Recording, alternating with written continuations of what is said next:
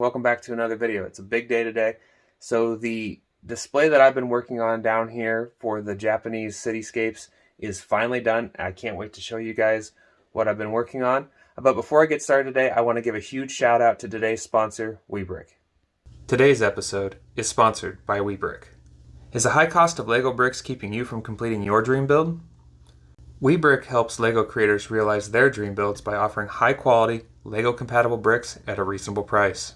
And as an added bonus, you can even take your wanted list directly from Bricklink and upload them to the WeBrick site using their upload tool. Almost all of the builds featured on this channel contain pieces purchased directly through the WeBrick site, and I believe the results speak for themselves.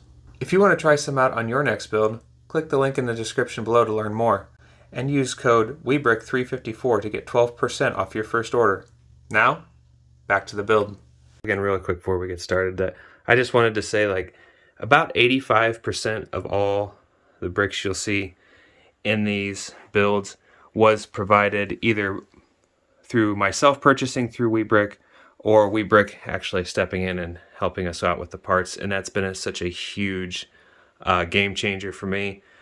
Without them, I don't think I would have been able to produce this layout on this scale, just because the cost of Lego bricks has been so expensive. So anybody that does build mock buildings, you know what I'm talking about, how expensive custom structures can get to be. So again, just huge shout out to them. And if you are a mock builder yourself, do yourself a favor and do check them out, because the quality of the bricks I've received have been just phenomenal. I mean, like I said, 85% of all of the structures, cars, and everything built here contain WeBrick pieces alongside with Lego, and you would be really hard to tell which is which. But anyway, so let's just go ahead and I'll give you a rundown of everything. And I'm going to start here with these two cars, and then I will venture over, I'll explain everything that's happening on this corner, and then these shelves over here, and then we'll end out the video with a mock that I have built in my office. So that'll be upstairs, so we'll cut to that. We're going to start over here with these two cars. Like I said, I've got two different, what I consider iconic 8.6s. So you have the GT86 now from the new MF Ghost series, and Keiichi Tsuchiya's drifting 8.6 that was made famous by him being the original Drift King. It's, if you're familiar with Initial D, or you're familiar with Hot Version or any of Keiichi's work, this is a very iconic car. But we'll start over here with the 8.6 from MF Ghost.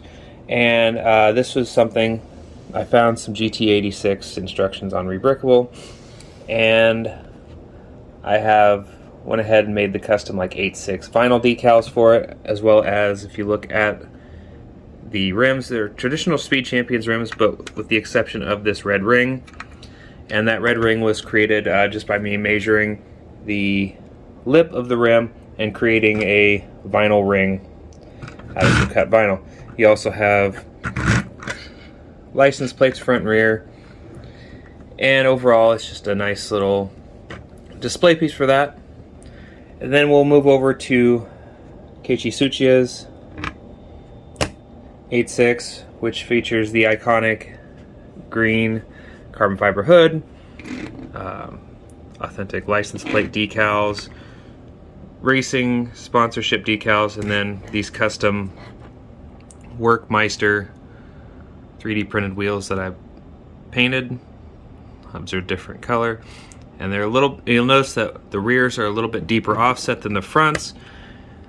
You'll also notice the wing on the back, and I tried to bring that splitter bay down, so it's definitely different than my other 8.6s that I built. You can see the differences there to here.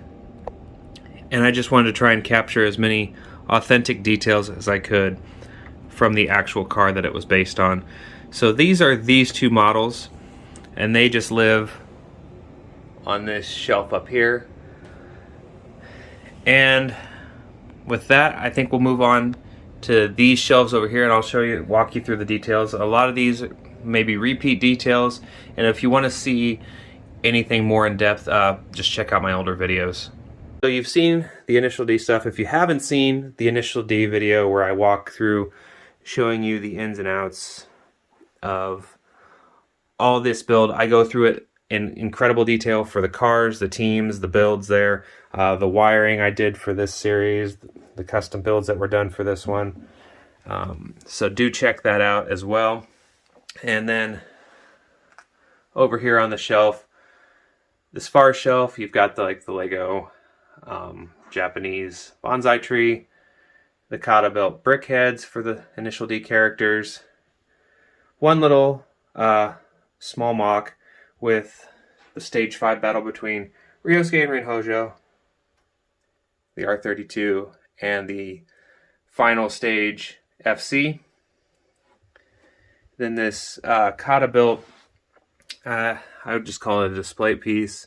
So you got the tofu front of the store, and then you got the display area for the Tofu 86, which I then added custom printed Watanabe head hubcaps to it, make it look a little bit nicer. This does light up, I just don't have it hooked up.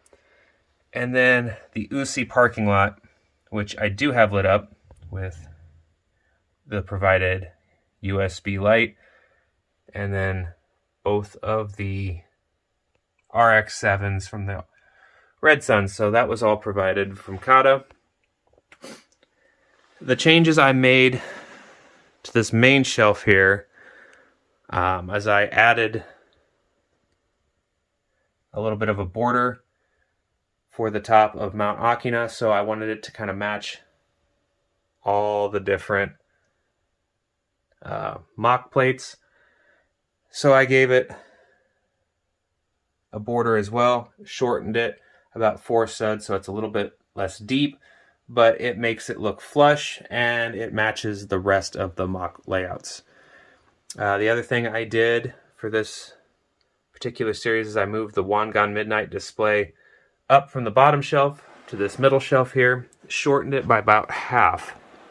I just thought the look of the Wangan Expressway, the Shuto Expressway, just looked a little too monotonous.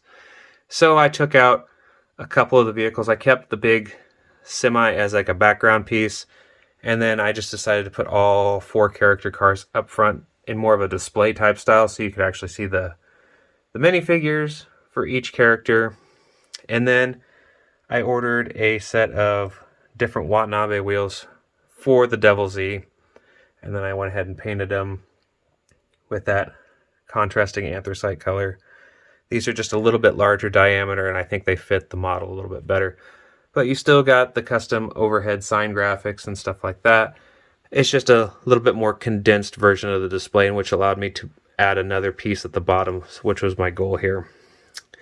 As far as goals for this new Japanese streetscape, I had CaDa send me the newest Japanese modular that they do. So there's been a series of them. So they had the Steam Bun Shop, the coffee shop, and now the Japanese tea house.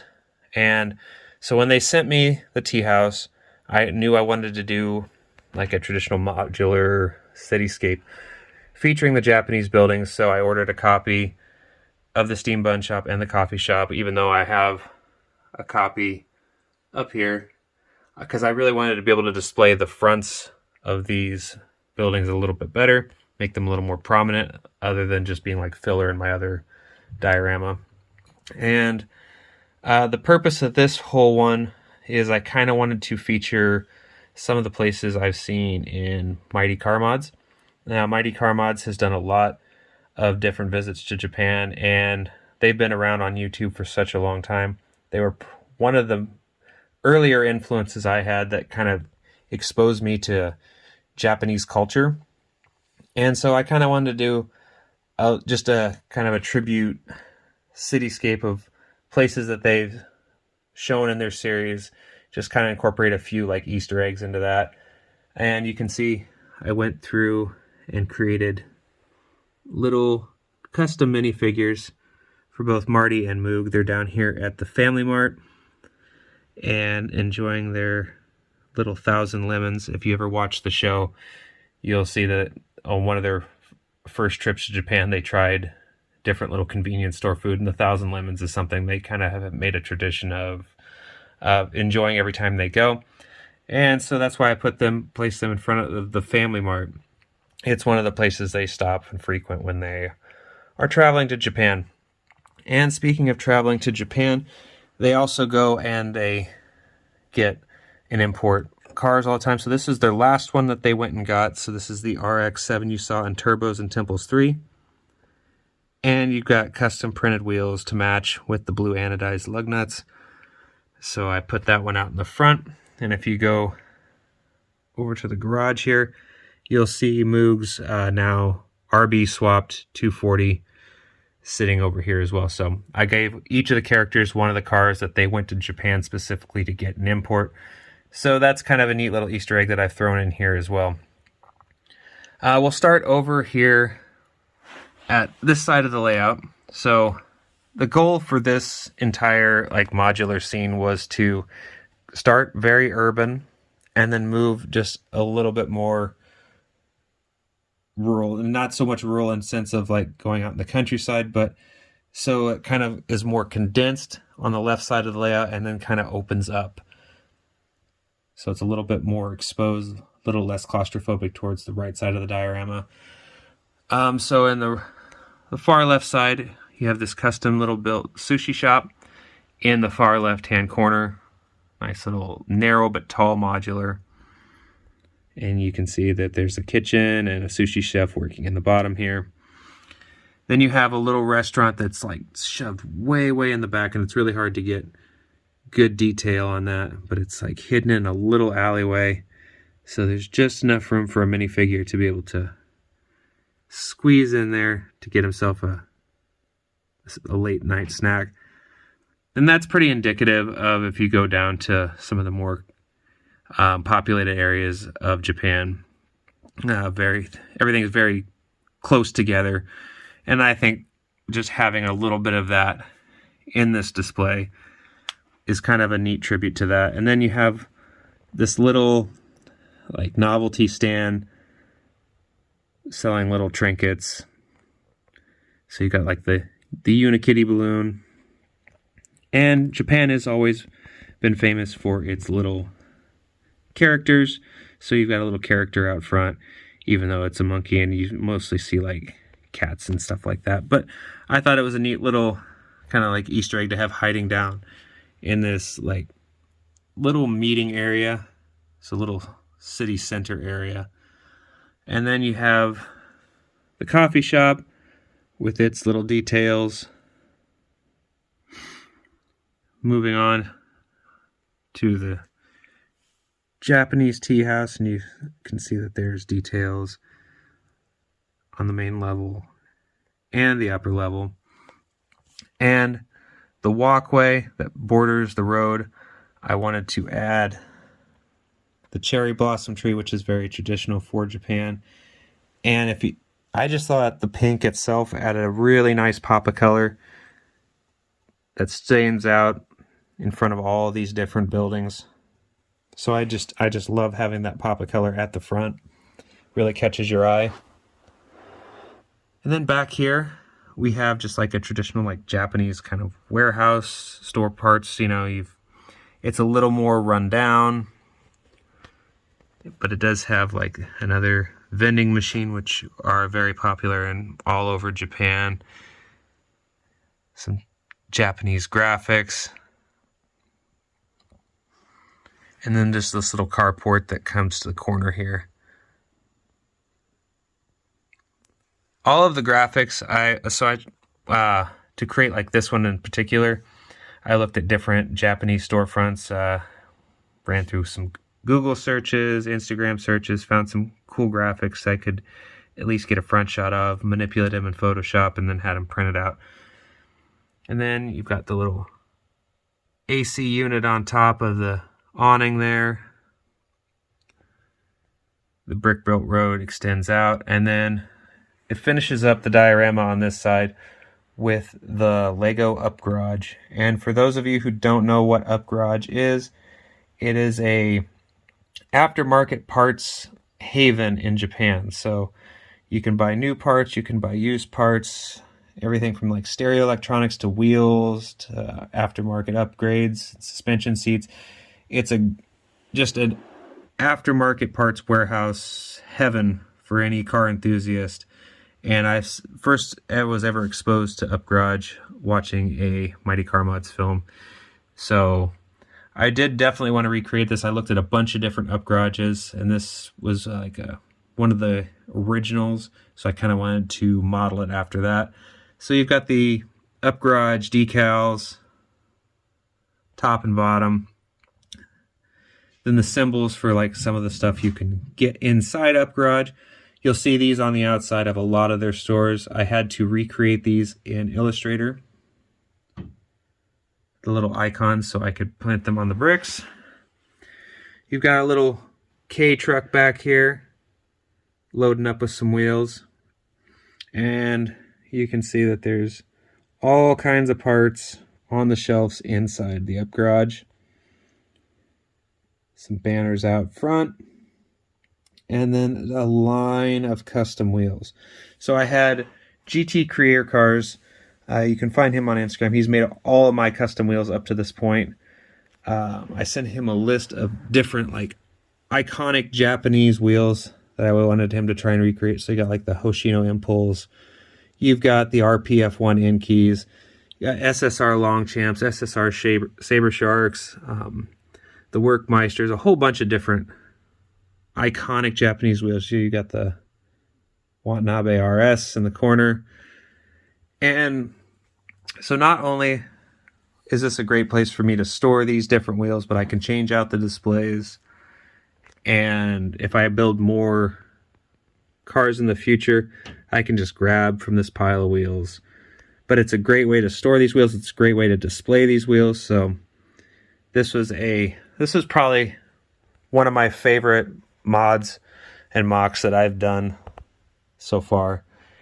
It's so unique. And I think it's probably the only Up Garage in North America. So I can kind of say that I have the only North American Lego Up Garage location, which is kind of cool. But that is a look at that. Oh, real quick, I will show you how everything is lit up here. So this one I used brick loot lights, which is all wired in on individual LED strands. I went ahead and used the USB lights that came with the CaDa kits for this one. I figured since they were already coming with lights, I might as well figure out a way to incorporate them. So if you go underneath, you can see that they're all wired into a USB hub, and all of them are selectable as far as... So my one main gripe with these, other than being kind of bulky and hard to install, it's nice that they do come with lights from the factory, but they're on like a setting, and each button has 7 different settings. So let me move over. I'll move over to this parking lot and I'll show you how the lights work. So since this one's exposed, I can kind of show you how this works. So with the provided CaDa lights, if you click, they sequence through different light styles. And I really wish solid was the first choice, but it's like the last choice you can get. So you got to cycle through all these different light modes until you get to the one you want. And for the most part, if you're doing like the buildings or whatever, you want the solid light on. You don't want any flickering. So that's my only gripe with that. And then you have an individual USB. There's no way to daisy chain them together. So I had to buy like a whole hub to light everything up. So I guess if I was doing like a big layout, it wouldn't be my choice, but it worked out pretty well for what I was doing here. And altogether, I think it creates a really, really cohesive piece. It's really nice to be able to look at this all together. And it could pan out here and so start up with the cars. just kind of comes down here. And then having this big scene at the top and big scene at the bottom here. Well, anyway, that is the entirety of my Japanese little corner I've got built down here. And let me take you upstairs really quick, and I'll show you one last mock I was able to build with the pieces that were sent. All right, now that we're upstairs, you can see the second display area for all the Legos. So you would have seen previously this garage in one of my other videos, and then when I built this small diorama for my little 90 sets down here. So I wanted to make another custom piece to kind of go with these shelves. And then up here I've just got a couple of my favorite minifigures and the other two official Lego sets I own. So down here is the new piece I was able to build with the rest of the pieces from WeBrick. So in this one, it's kind of an elevated scene. It's meant to look like going up the mountain, so you got the mountains in the background. Retaining wall, which would show probably how this road would curve around and come down if the model was able to extend further out. You've got a traditional Japanese temple garden up here in the mountains. So you got like a little pond, a little shrine. Expounds, so then there's a little parking lot here, the road which comes out right here. Some brick built trees that kind of help break the model apart, so there's something that kind of stands in between the distance of the back of the model and the front.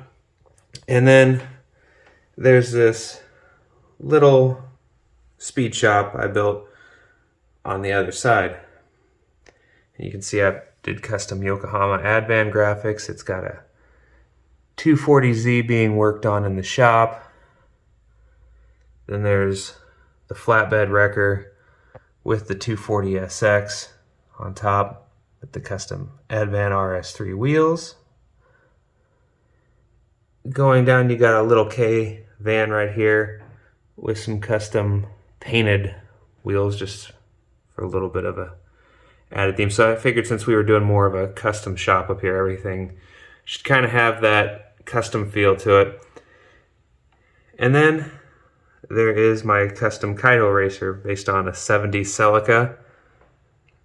So it's got custom paint on this vehicle, the custom purple pearl, custom graphics, custom printed SSR Saber Shark wheels that I painted, graphic up top. And it also has a CaDa racer blade that I built for the front, and I'll just swap that. With the click of a couple bricks, I can take that kind of intercooler look off, and I can swap it out for that more traditional CaDa racer look with a painted front end, that giant splitter they all tend to run. And so for the entire base, this is brick built road, just kind of like that's kind of my signature anymore. And it's all sitting on top of a brick built base underneath. And then these cutouts are just layered bricks that come all the way up, and then they sit basically flush on top of the road. So the road actually acts as a support for these, and the garden plates. So these just kind of sit on there, but they're attached to the brick foundation on two sides. And so it kind of, as you pull back, it has a nice contrast to the rest of the display items. And it's just something that kind of pulls that Japanese theme upward into my office, which I was kind of wanting to go for. And so this is a nice little secondary display that kind of doesn't fit in with the main theme downstairs, but still pulls that theme and is a great little spot where I can display different cars for like Instagram photos and stuff like that. So anyway, that is the complete tour of all the different mock assemblies I have. If you have any questions, go ahead and throw them down in the comments below, and we'll see you guys in the next video.